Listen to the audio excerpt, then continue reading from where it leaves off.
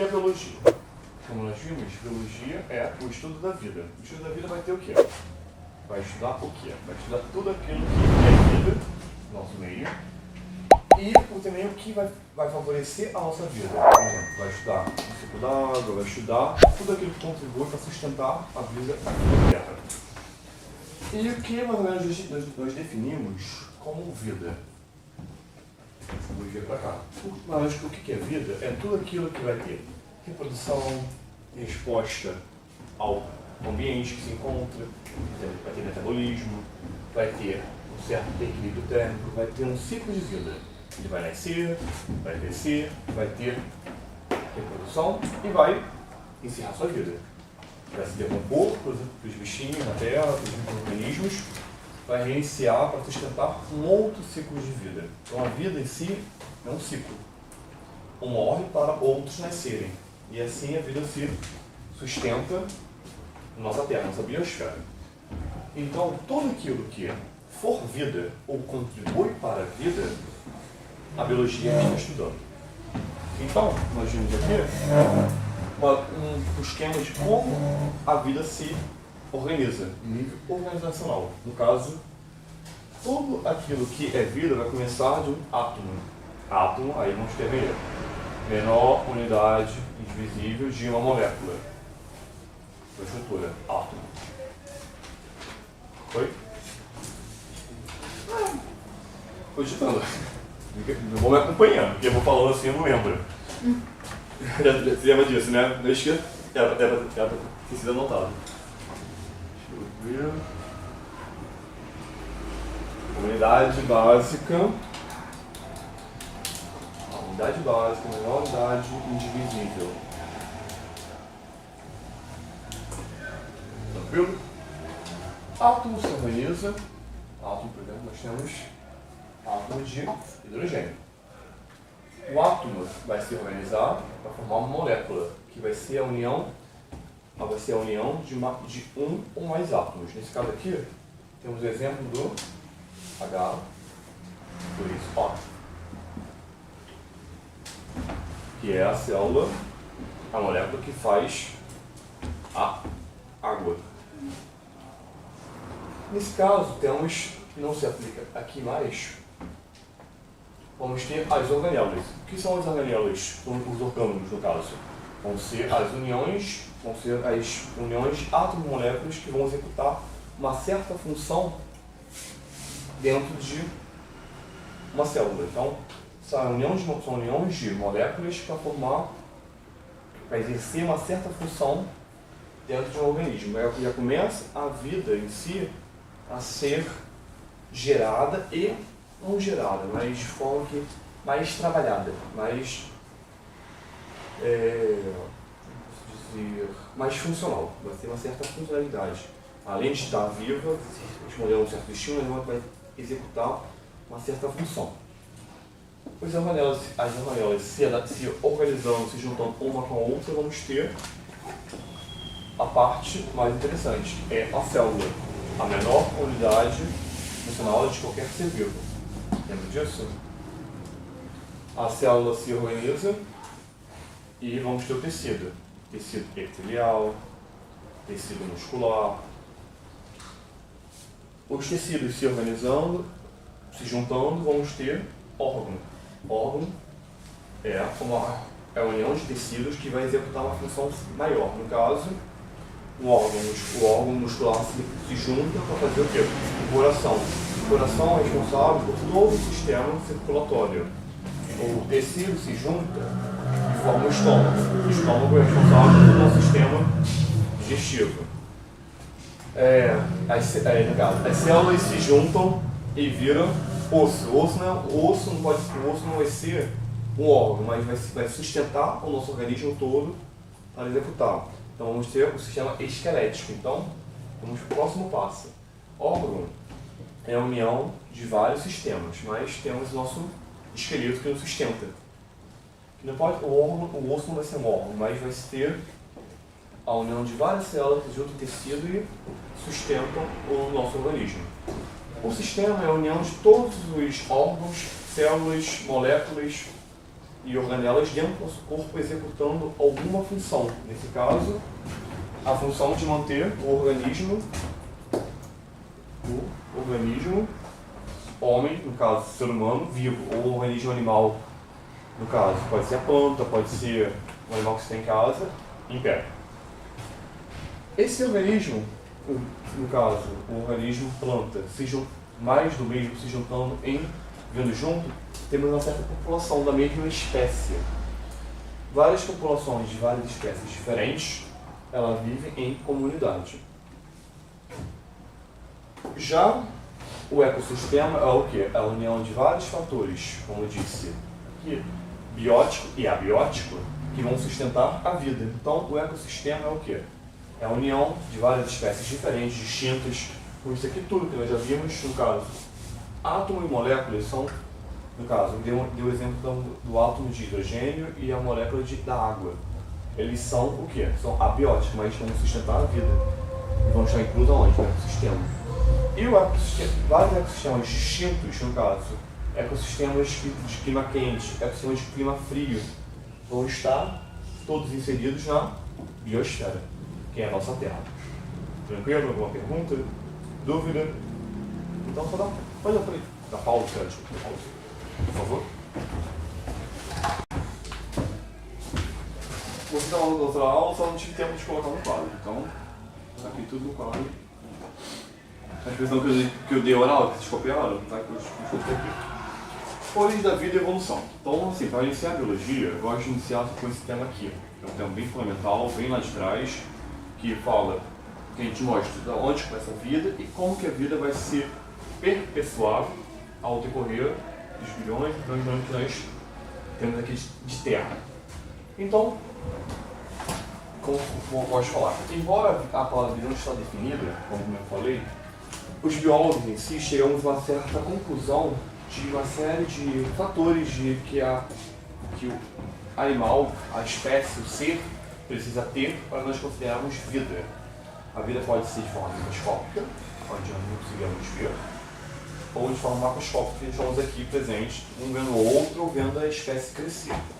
Muitas espécies que nós conhecemos, algumas são macroscópicas, outras são bem interessantes, mas são de forma microscópica, como o urso d'água, o tardígrado, que é um super ser vivo que consegue sobreviver e se adaptar ao ambiente como nenhum outro, e é de forma microscópica. Então, o conceito básico que nós damos para a vida, o primeiro, vai ser a organização. Todo o ser vivo deve e precisa ser organizado, de célula por célula, e ter uma característica formada celular. Não pode ser de qualquer maneira. Tem que ser formado por célula e estar bem organizado.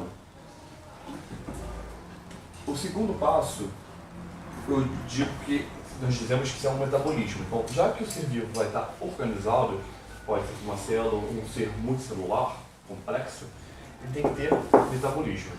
O que é metabolismo? São as atividades intracelulares, onde ele ingere um alimento e a célula, seu sistema intracelular, vai começar a fazer as digestões e as reações químicas, sendo de quebrar para gerar energia ou para armazenamento de energia, no caso. O animal vai correr atrás de uma presa, ele vai ter que gastar caloria, vai ter que queimar a energia que ele tem guardada para poder ser liberada durante a captura de uma presa, para fazer o quê? Absorver mais energia, mais conteúdo. O segundo tópico é a homeostase. Como eu já disse, a homeostase é o quê? A capacidade, a adaptação que o ser vivo tem ao ambiente que está inserido. A capacidade de manter a sua temperatura interna estável, não se excedendo, indo para o calor extremo ou indo para o frio extremo. O frio extremo vira hipotermia, ou outro vira hipertermia. A hipotermia, nesse caso, vai fazer o quê? Vai começar com os tecidos de necrose, que o sangue não consiga chegar à extremidade, vai impedir uma série de atividades metabólicas. Por isso que o frio dificulta mais, a gente fica um pouco mais lerdo. Por quê? Vai estar incapacitando a nossa atividade metabólica. E o calor extremo faz o quê? Já acelera demais. Aí já entra em descontrole, já bagunça o sistema. Então por isso que a homeostase é importante. No frio, a gente tem que estar frio, a gente pode ficar mais lerdo, mais devagar, mas o corpo tem que funcionar. No calor a gente tem a mesma coisa. Por isso que às vezes a gente come um dia quente, um alimento muito carregado, aí a gente tá quente, vai comer feijoada, faz o quê? Não descontrola. Não é que o alimento foi ruim, está estragado, não. Porque é tanta caloria, nosso corpo já está quente, nosso metabolismo já está alto naquele calor. Por quê? Está quente. Nosso corpo tem que suar para poder abaixar a temperatura, já tem uma reação química acontecendo. E existem outros para poder manter nosso corpo mais calmo. Mas no calor, nossos vasos aumentam, a pressão sanguínea aumenta, a gente come a feijoada, um alimento hipercalórico, super pesado, o corpo entra em pânico. Poxa, já tá complicado pra gente naturalmente. Ele, manda pra gente uma feijoada pra digerir, aí o corpo entra em descontrole. Então por isso que às vezes até mesmo um alimento mal ingerido num local estranho faz mal, não é que ele não faz mal. É a condição onde nós estamos vai tratar nosso corpo mal.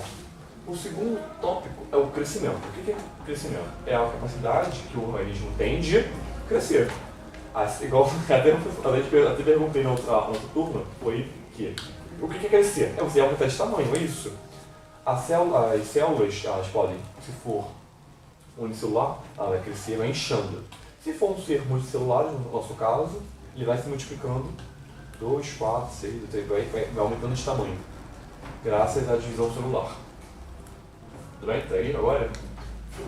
O próximo tópico é a reprodução, já que o animal ele está tendo metabolismo, ele está crescendo, ele está se desenvolvendo, ele tem que fazer alguma coisa, ele tem que passar a espécie dele em continuidade, ele tem que fazer que a espécie dele seja perpetuada.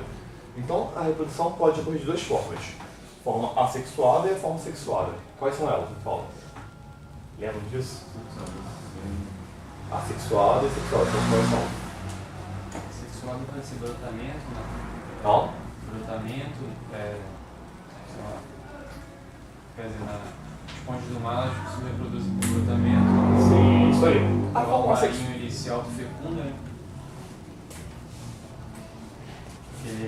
Mas não é, esse caso é um pouco complexo, porque o cavalo marinho ele se autofecunda, tem espécies, no caso a formiga, ela consegue fazer duas tipos de reprodução.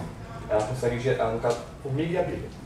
Vai ser mais fácil. Existe o zangão, que é a abelha macho, e existe a abelha rainha, certo? E existem as operárias. As operárias são inférteis, elas não se reproduzem. Então isso é um pouco complexo, igual a formiga. Existe a formiga macho e existe a formiga rainha.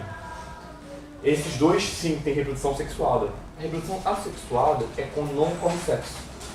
E existe a reprodução sexuada quando ocorre sexo. Sexo é o quê? Quando cruza gametas. Masculino, no caso, espermatozoide, e óvulos, que são femininos. Mistura esses dois, beleza, a espécie reproduz o material genético, no caso DNA, ele é perpetuado. No caso das formigas, da abelha, espécies que se autofecundam, geram tipo clones, não tem isso. Isso é muito interessante. Então assim, ela sabe que existe um casal que faz reprodução sexuada, mas ela consegue perpetuar, ela consegue se espalhar pelo mundo de forma sexuada. Ela consegue se autofecundar, vai lá, põe seus filhos no mundo, no caso das formigas. Tem uma alta população que não se parece em nada com a mãe. A formiga rainha ela é bem maior, ela tem uma outra textura. No caso, igual a formiga e a abelha rainha são bem maiores, tem uma outra característica. Já os filhotes não se parecem. São menores e são bem específicos. Qual a função? De buscar alimento ou proteger a colmeia, proteger o seu ninho de invasão. E apenas quem faz a reprodução é a espécie maior, no caso, a formiga rainha, a abelha rainha, e com o macho que serve para reprodução. O macho que é preso, enclausulado lá dentro do formigueiro, ou da colmeia. É até interessante que no caso da abelha, a abelha rainha arranca a asa do zangão. Ela fica aqui, tem que ficar lá. Ele vira refém. ele é capturado pela abelha no vidro da colmeia. É complicado, dia do namorado esforçado isso, né? Tipo assim, tem que me amar a relação abusiva, olha. Eu não sei, o Leão, ao contrário, no caso a fêmea tá agredindo mais. Isso acontece. No caso aqui, a reação. A reação é o quê? Resposta ao meio que está inserido. Que isso? Igual eu falei, choveu, tem que se esconder, tem que ser adaptado. Ele não pode viver assim, em apenas condições boas, favoráveis à sua existência, não. No caso de seca extrema, o animal tem que buscar alguma forma de responder aquele meio. Por exemplo, um exemplo comum que nós podemos dar é a hibernação. Animais de grande porte, no caso o urso polar, faz o quê? Em tempo bom, ele vai se encher de calorias. Ele vai fazer o quê? Ele vai aumentar seu metabolismo, poder capturar mais alimento, aumentar a sua massa corpórea, para poder fazer o quê? Reter calorias, reter material calórico, para no tempo frio, são dois estados, fazer o quê? Vai baixar seu metabolismo, ele vai consumir tudo aquilo que ele ingeriu. Isso sendo o quê? Uma reação ao meio. E no tempo quente ele faz o quê? Se reproduz. Para a espécie ser evoluir. Você vê como que a vida é complexa? Você vê que, às vezes, quando a gente pega um conceito que a gente pode usar e tem que se encaixar em vários locais. É isso. A vida é isso. E o último caso, o último exemplo que vamos dar é a evolução. O que é evolução? É isso tudo aqui. É essa organização, esse metabolismo, é a capacidade de melhor resposta no meio. Mas que melhor resposta no meio? Do animal passar por todas as adversidades e guardar no seu material genético essas dificuldades que ele passou e conseguir perpetuar a espécie. Por quê? Seus filhotes vão saber, de forma instintiva, a sobreviver. Porque, por isso que às vezes, no caso, a gente vê muito em documentários de vida selvagem, que a mãe pega o filho e joga. Ela cria para o mundo. No caso, um exemplo muito legal que nós temos é da águia. Ela pega o filhotinho, joga no ninho, pega assim, tum. Se voar, se não voar, vive mais forte. Aí entra o nosso próximo tópico, a seleção natural, de evolução. Vive mais forte. Não vou ter um filhote que não sabe voar. Não vou ter um filhote com uma asa mais longa, que não consegue se adaptar ao meio, não consegue ter resposta, não consegue crescer, não consegue ter a sua busca de alimento sozinho. Precisa da mãe. Então, isso que a mãe faz, de pegar o animal, jogar no ninho, se voar, voa, é uma seleção natural, uma parte da evolução dela, para selecionar o filho mais forte. E no caso a leoa, pega o filhote e joga no mundo, vai lá, sobreviva. Isso não é errado. Aí entra aquela discussão que nós tivemos da inclusão. Será que na espécie humana a gente agora passa a absorver mais, às vezes, mais da nossa espécie por empatia? No caso das pessoas com deficiências visuais, locomotoras. Será que eles teriam a mesma condição de vida se não fossem racionais e conscientes? O meio animal já teria abolido. Não quer dizer, como eu falei, não quer dizer que dentro do meio animal, no meio selvagem, não exista animais deficientes. E vão se adaptar, vai se viver mais forte. Mas será que esse número não aumentou porque nós estamos conscientes e somos racionais? Então isso tudo também é parte de evolução. A nossa consciência de que a gente consegue dar para as pessoas que têm deficiência, que são incluídas na sociedade, graças à nossa evolução, nosso poder de empatia, nosso poder de, não vou dizer amor próprio, mas nosso poder de evolução, de consciência que essas pessoas podem ter o mesmo tipo de vida que as outras têm, mas depende de nós para poder elas serem inseridas. Tudo bem? Alguma pergunta? E para encerrar, o conceito de vida ainda não está definido, foi o caso dos vírus. Porque o vírus apresenta quase isso aqui tudo, mas acima de tudo, ele não tem material genético. Ele não pode ter célula, ele tem uma estrutura proteica revestida, como eu falei. Ele fica tipo, pensa num cristal de açúcar, aquele pedacinho ali. Ali dentro tem material genético. Ele tem uma cápsula proteica maravilhosa. que, às vezes, antibiótico nenhum, quase nenhum retroviral consegue matar. O que pode ser feito é inocular aquilo, achar o vírus e criar aquilo ali em cima uma proteção do vírus. Mas excluir ele é difícil, porque a sua capa protetora é bem resistente. O que é feito? Ele não consegue se reproduzir de forma autônoma, de forma sozinho. Tem que achar um hospedeiro para poder se perpetuar. Aí que tá. Ele consegue ter isso aqui tudo na vida de um outro organismo, quase independente, absorvendo toda a consciência daquilo que o seu hospedeiro está fazendo, às vezes toda a informação genética que dele, toda a informação que ele tem de retrovirais, de antibióticos que a gente usa para poder matar, ele absorve, ele evolui, e quando acha o momento propício, acha outro hospedeiro, ele mete o pé e leva tudo que absorveu do outro. Por isso que a dificuldade, por isso que aí que vem a mutação do vírus. E às vezes a capacidade dele tem de se perpetuar, de codificar seu código genético em RNA e DNA. Ora ele pode ser um, ou ora pode ser outro. Aí está a dificuldade de controlar essa parte. Por isso que vírus é um vírus. O vírus não é um ser vivo, mas é complicado definir o que é vírus. Vírus é vírus. Até aí tudo bem? Alguma pergunta? Tá de boa? Pode apagar, por favor.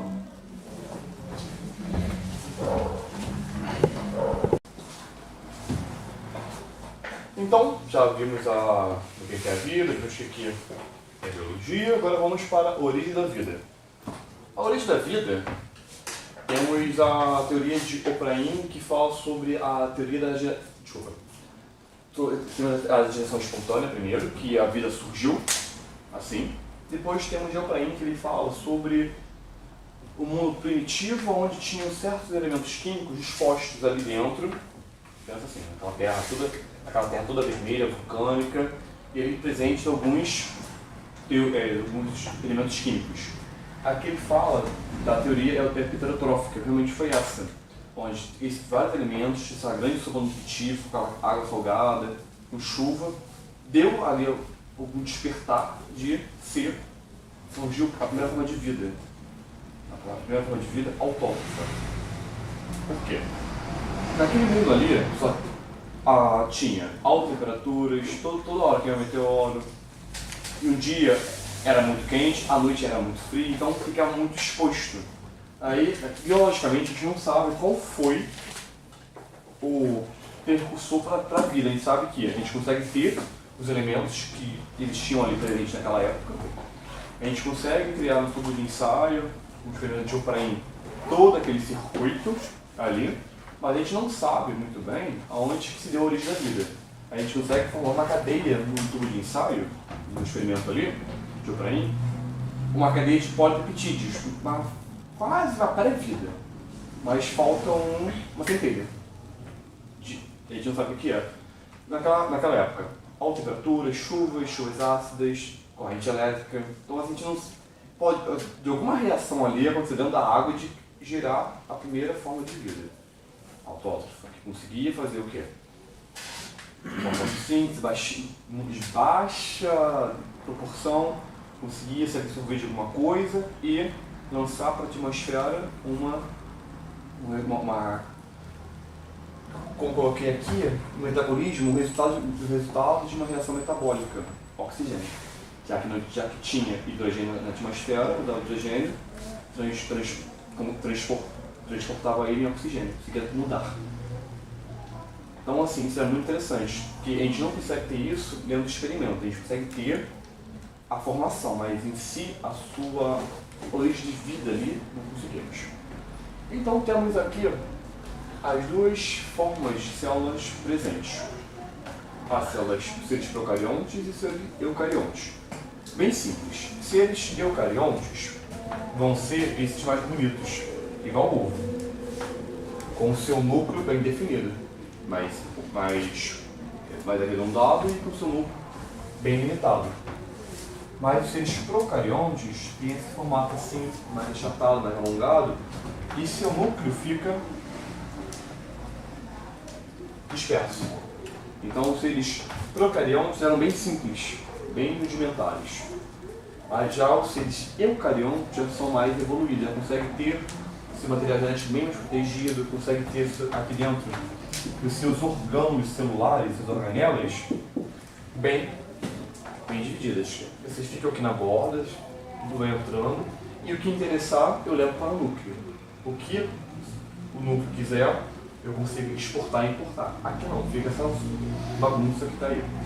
Mas foi assim que surgiu as primeiras formas de vida. Então, uma definição bem clara, bem rápida de procariontes. O seu material genético fica ali disperso no citoplasma, já nos eucariontes fica bem definido. E vamos para as teorias. Aqui vem a vida, já vimos anteriormente o que é vida, a sua definição, e aqui vamos dar as suas teorias de como chegou a vida. Existem várias teorias de vida. Existe uma que diz que, fixismo, as coisas sempre foram desse jeito e vão ser sempre assim. Bom, isso já entra um pouco até mesmo com o próprio criacionismo, que Deus criou o mundo e daquela forma ficou daquela forma. Então essas leis não têm muito espaço para a reflexão. A gente não consegue ver ali dentro a razão científica, assim, o senso crítico sendo trabalhado. Assim, não tem abertura para um certo diálogo. As coisas são porque são. Ponto. E tem um evolucionismo, que os seres se modificaram ao longo dos anos. É o que ocorreu, segundo a teoria mais aceita pela Big Bang, a teoria da vida, que foi as coisas foram sendo moldadas ao decorrer dos anos. Tudo bem? Tá legal? E temos a catastrofismo, que o que? Diz que a vida surgiu da catástrofe. Como assim? Chuva, inundação, tempestade, caiu um meteoro, gerou vida. As coisas surgiam assim. Então isso até serve um pouco de ponte para o mundo passado. Aquela terra, aquele meio rochoso, sem nada, sem vida, podia ocorrer alguma catástrofe e dali surgiu a vida. Mas uma teoria também que não tem muito fundamento. Como que um meteoro pode causar? A não ser se o meteoro venha com vida, que aí a teoria da panspermia, que é a vida está no universo, está espalhada. Então, ocorre que alguma forma de vida pode ter vindo de forma acidental para cá. Mas a gente não consegue agora encontrar essas formas de vidas nos planetas que nós conhecemos no sistema solar. A única que tem vida aqui é a Terra. Até porque para sustentar a vida tem que ter água, ou alguma coisa que comporte a vida que supra, mas a água tem que ser necessária. A Terra é muito difícil. Temos a teoria do Big Bang, que é a qual que é mais aceita, que tudo resultou de uma singularidade, uma explosão quântica aconteceu lá e a vida foi gerada. Não a vida, mas o universo foi criado e com o decorrer de milhões de anos, passado, a vida foi se criando aos poucos. Então a gente não tem muita certeza de achar a vida. A gente sabe que tem vida em outro lugar, a gente não sabe se vai achar. Pode ter, porque o universo é infinitamente grande, a gente não tem consciência de quão grande ele é. Então, assim, o sistema solar em si a gente não achou, mas a gente sabe que algum planeta por aí vai ter. Que é muito meio egoísmo nosso pensar que a gente só tem nós seres vivos por aí. Igual eu falei, existe forma de vida microscópica. E tem agora o evolucionismo. Como se deu o evolucionismo?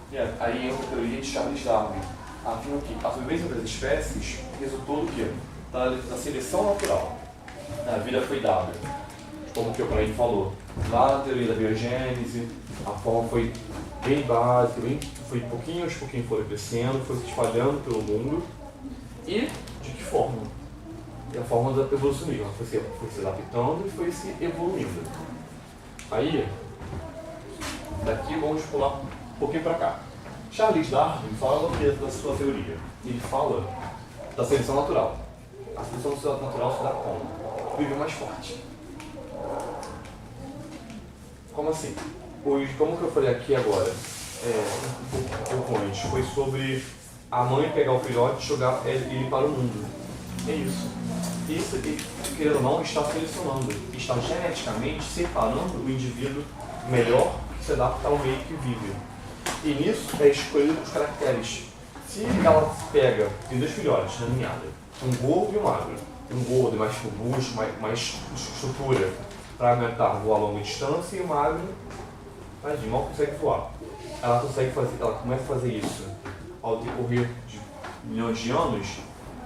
Geneticamente, os filhotes magros não conseguem manter seus genes, suas características passados ao decorrer dos anos. Então, ele vai sendo excluído aos poucos. Então, a chegar ao ponto de tornar esse filhote robusto. Entende? Por quê? Aí ele fala aqui. Na seleção natural, só sobrevivem os indivíduos que têm suas características preservadas e herdadas. Então, assim, se somos agora dessa forma, porque nós herdamos. Quando a gente pega o gráfico da evolução humana, a gente vê que tem aquele ser humano mais rudimentar, não um gorila, mas tinha um ser humano mais baixo, mais peludo, mais curvado, e agora temos a espécie humana mais magra, mais robusta, mais forte, com os membros mais avantajados, os tons de pele mais misturados, com essa miscelânea de cores, até porque a gente não sabe como que foi dada a distribuição. A gente sabe que em países frios, até por uma condição, a pele branca prevalece, porque não tem incidência de sol. A melanina se protege. Então agora a gente já existe o quê?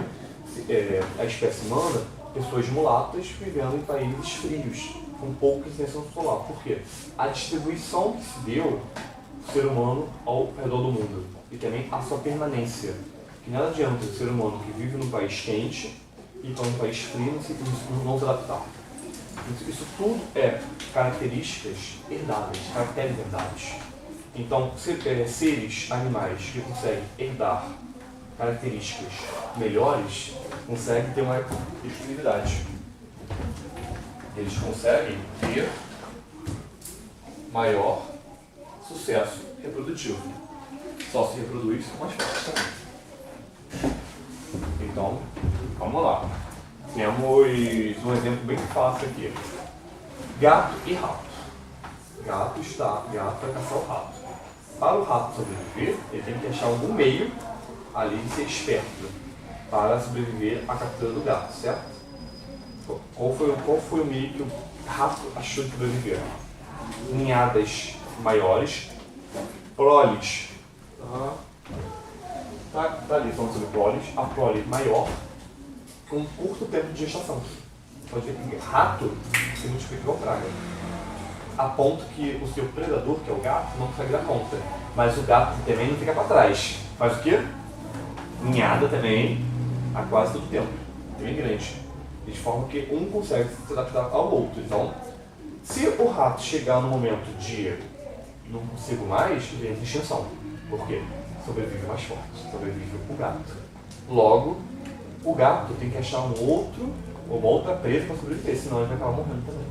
Então, um depende do outro. A vida é sustentável.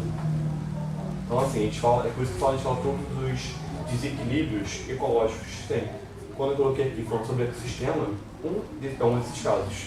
Às vezes, um indivíduo que se prevaleceu sobre outro, ele acaba prevalecendo e, em vez de evoluir, ele acaba tendo extinção. Porque a sua evolução é insustentável. Que está sendo dos seres humanos. Estamos nos matando aos poucos. Estamos crescendo a população em um nível muito grande de população. Será que vai ter comida para todos? Então temos que repensar a forma de consumo também. Por quê? A gente vai chegar a um ponto de evolução tão grande que, em vez de a gente evoluir, a gente vai começar a morrer. Aí entra em extinção. Mas também, a gente na extinção também vai evoluir, porque vamos achar forma de sobreviver. Tem que pensar nisso. E também, uma teoria que é muito interessante, que compartilha, que deu origem à teoria de Charles Darwin, que acho que começa muito bem, é a teoria de Lamarck, a teoria do uso e desuso, a lei do uso e desuso. Isso é bem legal. Por quê? O indivíduo, vamos pensar no tipo, um animal tipo a girafa, mas pensa como se fosse um cavalo, que é o animal que deu origem à girafa. Ela tinha aquele pescoço curto.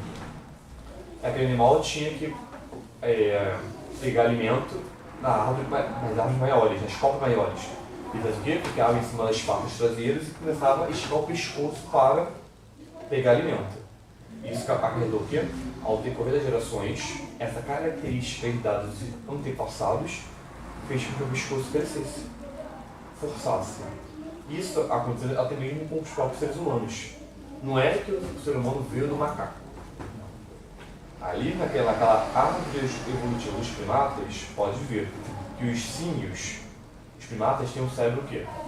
Crânio menor. E tem um indivíduo ali que deu origem à espécie do Homo erectus, a espécie humana, que já tem um crânio um pouco prevalecido, um pouco maior. Isso quer dizer o quê? Ele começou a usar a cabeça, começou a pensar. Isso pensar deu origem à LQT. Então assim, a gente acha que o ser humano veio do macaco. Não. A linha evolutiva é assim. Vocês vão ver isso comigo depois. O quadro evolutivo. A gente acha que é linear. Um animal que deu origem de macaco, aí macaco, gorila, homem. Aí vocês pensam, né? Até meio vi em livro, era assim. Um macaco menorzinho, um macaco médio, um gorila, como um chimpanzé, um gorila e veio ser humano. Não, não é assim não. Não é desse jeito. É assim. É um indivíduo que deu origem a toda a evolutiva dos primatas, assim dizer. E aqui está cada espécie. Cada espécie tem sua característica que compartilham a espécie antecessora, progenitora. Pode ver que a gente parece, em alguns aspectos, com os primatas, mas vamos evoluir. Somos de um outro galho dessa árvore maravilhosa. Entenderam? De boa? Alguma pergunta? Não? Tranquilo? Então pode dar pausa.